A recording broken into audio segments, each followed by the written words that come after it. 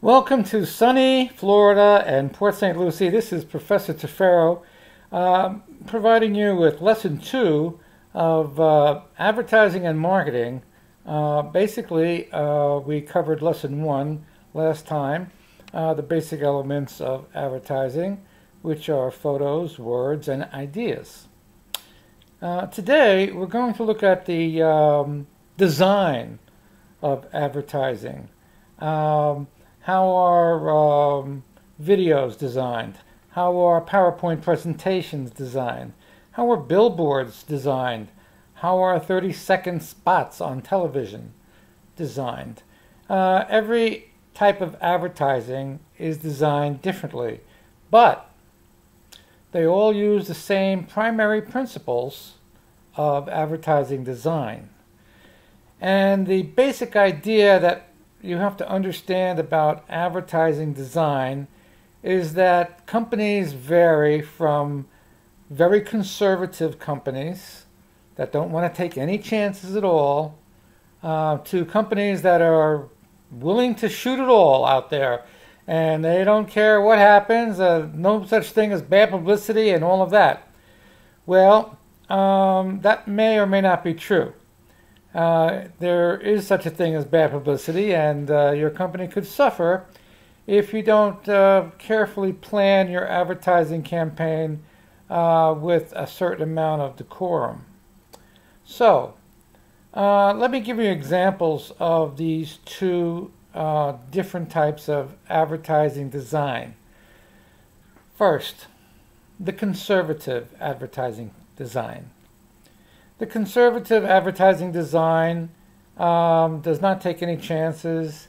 It stays well within the limits of previous advertisements, previous products, previous successful campaigns. And quite frankly, even if they didn't have a successful campaign, they would probably do it the same way anyway because they don't want to change anything or change too much. Conservative companies generally do the same things over and over again. Sometimes this can be good if you're, gaining market share, then this is okay.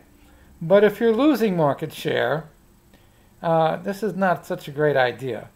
And you have to remember one thing about market share.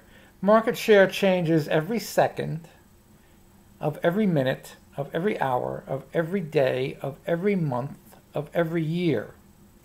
And so you either are gaining or losing market share every second. Conservative companies generally don't tend to see things that way. They tend to see things in a less pressurized manner. Smaller, highly competitive companies, however, generally do see things that way. They do, everything has to be done yesterday, and you're on the clock. You have to make money this week, this month, this year, or you're out. So, getting back to the conservative advertising, you're going to use a middle-aged person, pleasant, good-looking person, utilizing the product, and being moderately happy about utilizing the product. For example, a bank is a good conservative advertising venue. A bank will use maybe a man and or a woman going to the bank and finding out how easy it is to open up a checking or savings account. And they will show the woman or the man being very pleased at the ease of doing this type of business with their bank. So this is a nice, conservative, safe, and sometimes effective method of advertising in both video and picture form if you're just going to use a photo in a newspaper or magazine. However, the other form of advertising is not conservative.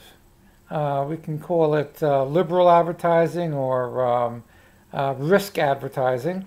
And this type of advertising takes chances. They don't stick to the normal script. They don't stick to the normal or generally accepted method of advertising.